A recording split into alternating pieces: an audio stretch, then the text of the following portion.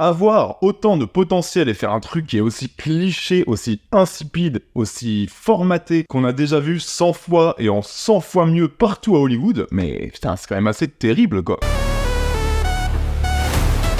Bonjour tout le monde, Minecraft, le film. Tiré du jeu vidéo que, je pense que vous connaissez tous, hein. Franchement, même ceux qui n'ont pas joué à Minecraft connaissent au moins le concept et l'ambition du jeu de Minecraft. C'est pas un jeu auquel j'ai joué des centaines d'heures, mais je l'ai quand même un peu poncé, ce jeu, on va pas se mentir. Et l'adapter en film, je trouvais que c'était un projet à la fois très bourbier et potentiellement assez génial. Parce que bon, ce jeu, c'est quand même une ode à la création, au rêve, à l'infini, aussi à l'infinité des possibilités et des constructions que tu peux faire. C'est vraiment une ode à la création, et je pense qu'on sera quand même assez d'accord pour dire que ça, cinématographiquement, si c'est bien fait, il y a quand même un potentiel cinématographique total. Et malheureusement, en fait, ce qui aurait dû être la grande force du film, c'est en fait le grand drame du film, quoi. Bon allez, juste avant d'entrer dans les détails, n'oubliez pas de vous abonner sur Insta, le lien est dans la description, c'est le meilleur moyen de suivre toutes les petites aventures cinématographiques. Minecraft, le film, les amis, c'est un bordel. Parce qu'on en parle depuis longtemps de ce film. En fait, le projet était lancé dès 2014 avec Sean Levy à la réalisation, le réalisateur de Deadpool, qui va quitter le navire un an plus tard. On va ensuite annoncer pour le remplacer l'arrivée du très jeune acteur-réalisateur Rob McElhenney, qui,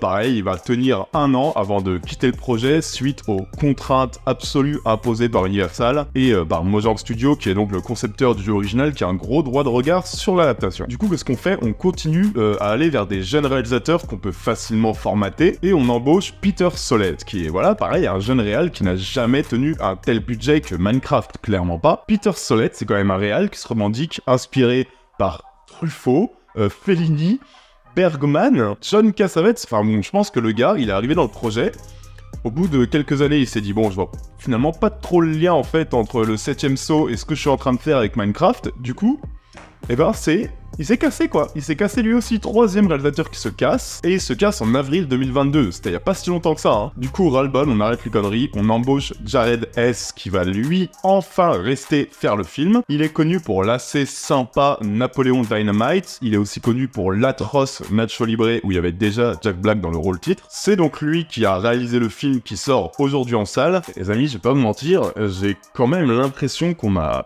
craché à la gueule pendant 1h40, et c'est jamais très plaisant.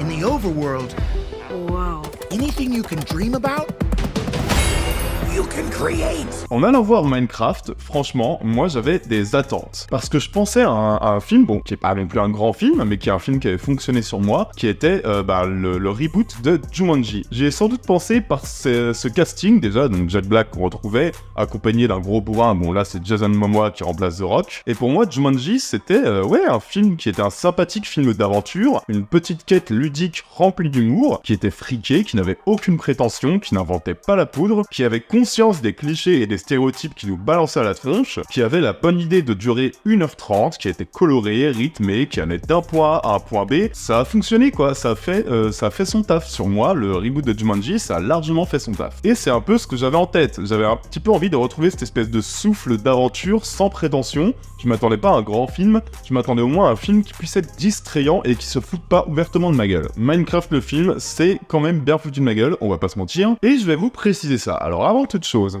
mais de quoi parle Minecraft? Bon, je vais pas faire de spoiler, évidemment vous le savez, de toute façon dans les critiques je le fais jamais, je vais me cantonner au synopsis, je vais pas vous raconter le déroulé du film, même si de toute façon en vrai le film est tellement cliché que le déroulé vous l'avez déjà en tête au bout de 5 minutes de film. Je vais aussi vous montrer que des images tirées des bandes annonces sorties. Pas de spoiler, vous pouvez continuer à me voir râler et rager comme un fou sur cette critique. On va donc suivre un petit groupe qui se retrouve projeté dans l'Overworld, donc c'est-à-dire une étrange dimension parallèle où tout est carré et où tout est possible. Tu peux tout faire, tu peux tout construire, tu peux laisser libre cours à ta créativité. C'est vraiment un monde qui n'a aucune barrière, aucune limite. Et ça c'est super, un film qui vante les mérites de l'originalité. J'imagine qu'il va lui aussi faire des efforts pour être original et créatif.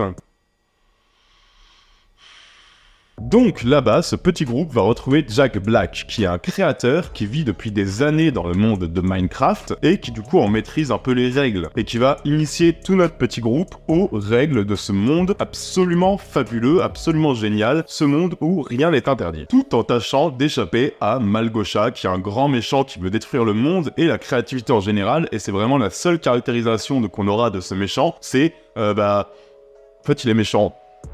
Ok, bah d'accord. Mais vous voyez, enfin, il y a quand même un discours sur la créativité qui est inhérent à l'idée d'adapter un jeu comme Minecraft, et tu donnes ce pitch à un grand réalisateur, mais je pense qu'il te prend un grand film en fait, un film sur l'importance de la créativité et de l'originalité dans une époque où les grands studios de cinéma comme Universal ici, mais même plein d'autres, te balance remake sur remake sur reboot, et au moins je pense qu'un grand réalisateur t'aurait sorti un film qui a un peu de recul sur son statut d'adaptation, sur son statut de pur objet mercantile, puisque Minecraft c'est ce que c'est, mais avoir un cinéaste qui a conscience de ce qu'il est en train de faire et qui a un discours sur ce qu'il est en train de faire sur son propre film en fait, qui puisse embrasser un peu un côté méta, j'ai presque envie de dire, toute proportion gardée, comme arrivait à le faire Bong Joon-ho dans Mikey 17, qui a un vrai discours sur Universal et sur le studio de cinéma qu'il avait embauché, là ça aurait pu être intéressant. Là les gars, c'est pas ça. Vraiment Minecraft le film, se prend au sérieux, n'a aucune idée tout court, et franchement c'est quand même particulièrement horrible. They want me to fight the chicken? Chicken jockey! Avant toute chose, gros problème, je dois parler de l'écriture, parce que putain, c'est quand même vraiment pas glorieux quoi. En fait, la structure, les péripéties, les actions, tout ce qui se passe dans Minecraft, le film, c'est ce qui se passe dans 100 films d'aventure sortis cette année. Vous savez tout ce qui se passe 30 minutes avant. Le schéma narratif, on l'a déjà vu 100 fois, ce qui fait que vous pouvez presque prévoir les scènes avant qu'elles n'arrivent. Vous savez à quel moment on va avoir un élément déclencheur, vous savez à quel moment on va avoir ce climax. Les arcs narratifs sont incroyablement prévisible, tout comme l'est la caractérisation des personnages, mais ça je vais y revenir parce que scandale. Mais tu regardes n'importe quel film d'aventure familiale sans trop d'idées depuis les années 70, c'est la même chose. C'est incroyable qu'on en soit encore à se dire on va balancer la même soupe, le même scénario, vraiment ce scénario, il est interchangeable avec tous les autres scénarios auxquels tu peux penser. Il est interchangeable avec celui de Jumanji, comme je parlais, sauf que Jumanji avait au moins un recul sur ce qu'il filmait et donnait un peu d'idées, faisait vraiment un maximum pour être généreux et divertissant, ce qui n'est pas le cas ici. En fait, c'est extrêmement prévisible. Et bon, ça pourrait peut-être passer s'il y avait des personnages, mais je dirais, les amis, les personnages, c'est scandale. Enfin, déjà le méchant, c'est un exemple tout con. Mais les amis, le méchant, sa motivation, c'est d'être méchant et de détruire la créativité. Pourquoi ? Je sais pas pourquoi, parce qu'il aime pas la créativité, il est méchant. Mais tu peux pas écrire un personnage comme ça, enfin c'est pas possible. Et les personnages qui sont posés aux méchants sont tous des stéréotypes. Bon, ça c'est un peu la règle du jeu. Rien qu'au casting ça se déterminait, Jason Momoa va jouer le gros bourrin, Jack Black va jouer le mec un peu goofy qui va faire 25 000 vannes à la minute. Malheureusement il y en a peut-être 2 ou 3 de bonnes sur ces 50 000 vannes. Et tous les autres personnages autour ne servent strictement à rien. C'est-à-dire que tu vas avoir la meuf qui va être un comic relief, tu vas avoir la meuf un petit peu BG, tu vas avoir le grand bourrin au grand cœur, ça s'arrête là, c'est tes personnages avec qui tu vas passer 1h40 et à qui on te demande de t'attacher. En fait, le problème, c'est que Minecraft, vraiment, les amis, il ne raconte rien. Il est vraiment jamais intéressant, il est très mal rythmé puisque les séquences qui arrivent, on les connaît toutes par cœur, qu'aucun personnage n'est caractérisé et que ça se prend au sérieux. En fait, c'est pas drôle, c'est pas divertissement et ça n'a aucun recul. Et ça me différencie d'un autre film auquel je pensais avant même d'aller voir Minecraft, je pensais que ça allait s'en rapprocher, parce que ce film, c'est un peu la même intention. Ça m'a fait penser à un film qui a été produit pour une grande marque, avec un grand cahier des charges, qui est aussi une ode à la créativité, mais qui fonctionnait parce qu'il y avait un recul, une espèce de générosité, une espèce de conscience des stéréotypes qu'il invoquait. Ce film, c'était la grande aventure Lego. Là aussi, c'était un pur produit de commande, c'était un pur produit mercantile. Le but, c'était vraiment de surfer sur une licence pour l'adapter en film et ramener plus de thunes dans la poche. Mais ça restait une ode à la créativité assez efficace parce qu'on sentait que les gens derrière avaient quand même une espèce de forme de sincérité dans ce qu'ils racontaient, qui avait un recul sur ce qui était filmé.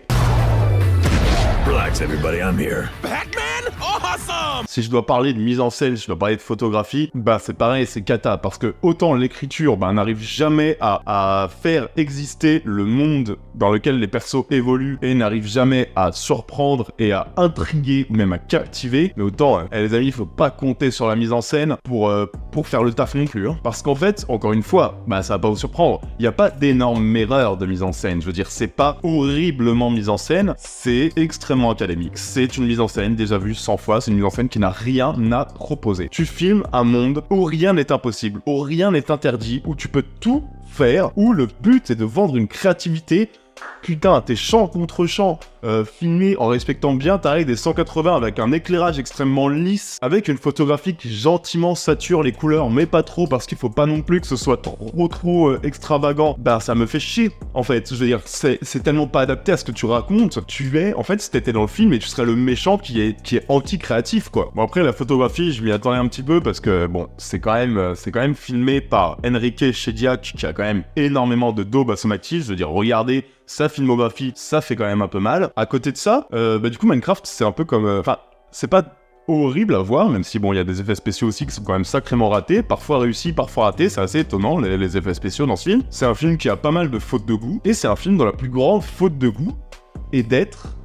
c'est tellement lisse en termes de mise en scène même, c'est ça qui est dingue. Et tu te dis, bon, peut-être que bon, bah au moins... Ok, le gars n'a pas d'idée, mais il va quand même pas faire un film chiant. Il va quand même nous balancer de l'action à gogo. Bon, alors, des scènes d'action, tu vas en avoir. Elles sont même assez nombreuses. Bon, elles sont jamais impactantes parce qu'elles sont pas très bien découpées, pas très bien montées et qu'il y a aucune science et aucune créativité, encore une fois, dans le montage ou dans la manière de filmer l'action. Mais tu vas en avoir. Mais en tout cas, le problème, c'est qu'elles contribuent presque à s'aborder, elles aussi, le discours. Parce que ces scènes d'action, les gars, elles sont juste là parce qu'elles sont obligées d'être là, parce que quand t'as dû signer ton contrat avec Universal t'a dit, il faut au moins 4 scènes d'action, une à la 20e minute, une à la 40e minute, et une dans le climax final. Vraiment, c'est un passage obligé en fait, les scènes d'action là-dedans, elles sont forcées, elles n'ont aucun intérêt dans l'intrigue, elles sont là parce qu'elles sont obligées d'être là. Et du coup, vous savez, tout ça, moi, ça me fait dire qu'en fait, Minecraft, en plus d'être un film qu'on a déjà vu 100 fois, c'est un film qui est profondément stupide et qui est d'une hypocrisie totale. En fait, c'est un film qui se fout de ta gueule, quoi. Du coup, le discours sur l'inventivité et sur la valeur de la créativité, quand toi, tu n'accordes aucune valeur à cette créativité-là, bah, ça fait mal, en fait. Vraiment, c'est ce qui dessert le film et c'est ce qui le rend presque prétentieux et hypocrite, quoi. Parce que ça suffit pas d'avoir un perso qui dit oui, ne rentre pas dans les cases, sois différent, pour que ça ait de l'impact. Il faut que le film, lui non plus, ne rentre pas dans les cases. Faut au moins qu'il y ait un semblant d'idée, parce que sinon ça fait de toi un pur produit d'hypocrite, un pur produit mercantile, voire même un pur produit stupide. Si t'es un blockbuster totalement insipide et totalement déjà vu, qui répète en plus en permanence qu'il faut être différent, putain, tu te fous un peu de ma gueule quand même, hein. Want to save this world?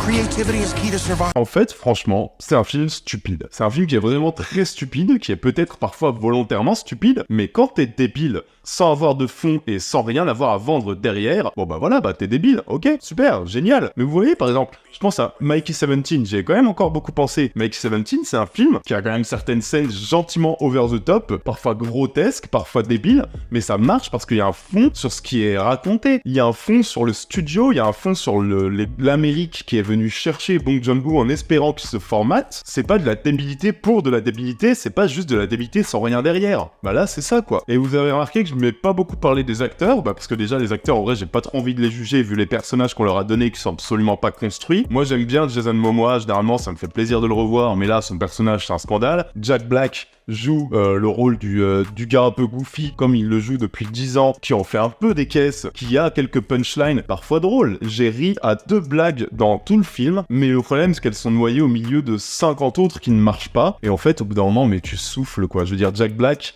joue tellement... Jack Black, il joue tellement comme tu sais qu'il va jouer avant même que le film commence. En fait, tout dans ce film, y compris la direction d'acteur, et y compris l'écriture des personnages, alimente ce côté extrêmement prévisible qui est donc la grande faiblesse du film et qui le rend pour moi complètement imbitable. Pour moi, c'est un foutage de gueule. Voilà, c'est clairement ça. Donc voilà, moi j'ai évidemment ragé devant ce film, mais c'est quand même fou parce que je m'attendais quand même au moins à un film qui allait pas à ce point me cracher à la gueule. Là, franchement, c'est peut-être l'un des films les plus cyniques et les plus hypocrites et les plus stupides que j'ai vus depuis des années, vraiment. Vraiment, j'ai vraiment l'impression qu'on s'était foutu de moi, et qu'on m'a pris pour un con, et qu'on m'a rabâché pendant 2 heures un discours que le film lui-même n'a pas assimilé parce qu'il assume jamais d'être plus qu'une simple commande. C'est une commande nulle qui suit un cahier des charges et un contrat complètement bloqué, et ça s'arrête là. Mais un film Minecraft, moi j'aurais été trop chaud s'il y avait au moins un minimum de respect du spectateur et un respect de l'univers. Là, c'est même un crachat sur tout ce qu'est censé symboliser Minecraft. Et donc vraiment, ouais, la barbe en fait, vraiment la barbe. Voilà, c'était ma petite vidéo coup de gueule sur Minecraft. Vous savez qu'on sort 2 vidéos par semaine, n'oubliez pas de vous abonner à la chaîne pour ne rien rater. Sur Instagram aussi, vraiment je poste tous les jours sur Insta toutes mes petites découvertes ciné. On a un petit Tipeee pour ceux qui veulent soutenir la chaîne et rembourser ma carte UGC que j'utilise pour aller voir cette énorme merde par exemple. Je suis au bout de ma vie vraiment. Les amis, on se retrouve très bientôt, prenez soin de vous, n'oubliez pas que vous êtes les meilleurs. Ciao à tous, bisous.